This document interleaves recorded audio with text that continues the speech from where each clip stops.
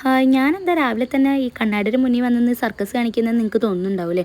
ഞാനിന്നൊന്ന് എൻ്റെ വീട്ടിലേക്ക് പോവാണ് കേട്ടോ.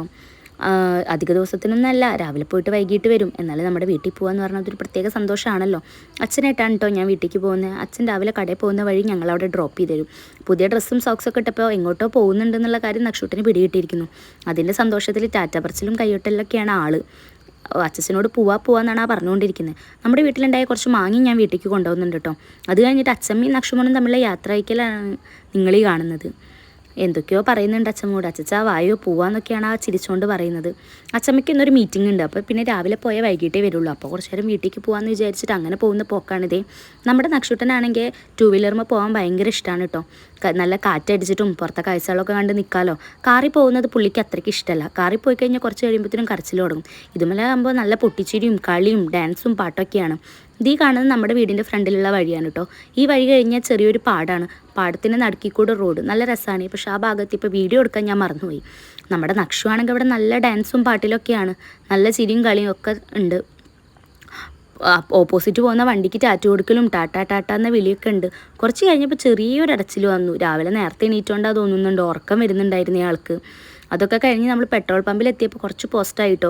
അവന് പെട്രോളിൻ്റെ സ്മെല്ലൊന്നും അടിക്കേണ്ടെന്ന് വെച്ചിട്ട് ഞാൻ കുറച്ച് ഫ്രണ്ടിലേക്ക് കയറി നിന്നു. അങ്ങനെ പോകുന്ന വണ്ടികളൊക്കെ നോക്കി നിൽക്കുകയാണ് നമ്മുടെ നക്ഷുമോൻ. ഈ കാണുന്ന ഈ വളവുണ്ടല്ലോ, അത് എൻ്റെ വീട്ടിലേക്കുള്ള വളവാണ് കേട്ടോ. അത് അവിടെ എത്തുമ്പോൾ എനിക്കൊരു പ്രത്യേക സന്തോഷമാണ്. വീടെത്താനായല്ലോ എന്നാണ്. പിന്നെ നമ്മൾ ഈ വീട്ടിലേക്ക് ചെല്ലുന്ന കാരണം വീട്ടിൽ ആരോടും പറഞ്ഞിട്ടില്ല. അതുകൊണ്ട് തന്നെ ഞങ്ങളെ കണ്ടപ്പോൾ അമ്മയും അപ്പുവൊക്കെ ഒന്ന് സർപ്രൈസായി. അപ്പൂനെ വീഡിയോയിൽ കാണിക്കല്ലേ എന്നാണ് ഈ അപ്പു ഈ പറഞ്ഞുകൊണ്ടിരിക്കുന്നത്. ഇതാ കാണുന്നതാണ് കേട്ടോ എൻ്റെ വീട്. വീട്ടിൻ്റെ ഫ്രണ്ടിൽ വെച്ചുള്ള ചെടികളൊക്കെ കരിഞ്ഞു പോയി. നല്ല വെയിലായത് കാരണമാവും തോന്നുന്നു. അതൊക്കെ കഴിഞ്ഞ് വീട്ടിലെത്തിയപ്പോൾ ഞാൻ നക്ഷുമോനെ അമ്മടയിൽ ഏൽപ്പിച്ചു. ഇനി അമ്മമ്മയായി നക്ഷുമോനായി. ഞാൻ എൻ്റെ കാര്യം നോക്കിയിരിക്കും. അവർ ഫുൾ കളിയും പാടത്തും പറമ്പിലൊക്കെ ആവും. അമ്മമ്മ എന്തൊക്കെയോ കാട്ടുന്നുണ്ട് നക്ഷുമോനെ കളിപ്പിക്കാൻ. വണ്ടിയുമ്പോൾ പോണ്ടേന്നാണ് പറയുന്നതെന്ന് തോന്നുന്നു. അതൊക്കെ കഴിഞ്ഞ് ഞാൻ കഴിഞ്ഞ പ്രാവശ്യം വന്നപ്പം യൂട്യൂബ് നോക്കിയിട്ട് ഇവിടെ ഒരു ചെടി വെച്ചിട്ടുണ്ടായിരുന്നു. നമ്മുടെ ബൊഗെയിൻവില്ല കേട്ടോ. അത് പിടിച്ചോന്ന് നോക്കാൻ വേണ്ടി പോയതാ. അത് പിടിച്ച് ഇത് സക്സസ് ആണെന്ന് ഞാൻ വിചാരിച്ചില്ല. ഞാൻ അതിൽ കണ്ടപ്പോൾ ഒന്ന് പരീക്ഷ നോക്കിയത് നമ്മുടെ അലോവേര വെച്ചിട്ട്. അത് ഞാനൊരു വേറെ വീഡിയോ ചെയ്യുന്നുണ്ട് കേട്ടോ. അത് കഴിഞ്ഞിട്ട് അമ്മയുടെ ചെടിയൊക്കെ പൂവിട്ട് നോക്കി. അതിൻ്റെ പേരൊന്നും എനിക്കറിയില്ല കേട്ടോ. ഈ നിൽക്കുന്നത് നമ്മുടെ ആന്തോറിയാണ്, അതെനിക്കറിയാം. അതൊക്കെ കഴിഞ്ഞ് ഞങ്ങൾ നേരെ തറവാട്ടിൽ പോകാമെന്ന് വിചാരിച്ചു. തറവാട്ടിക്ക് പോകുന്നത് നക്ഷുവിന് ഭയങ്കര ഇഷ്ടമുള്ള കാര്യമാണ്. അവിടെ കുറേ പിള്ളേരൊക്കെ ഉണ്ട്. അവരെ കാണാനും അവരായിട്ട് കളിക്കാനൊക്കെ അവന് ഭയങ്കര ഇഷ്ടമാണ്.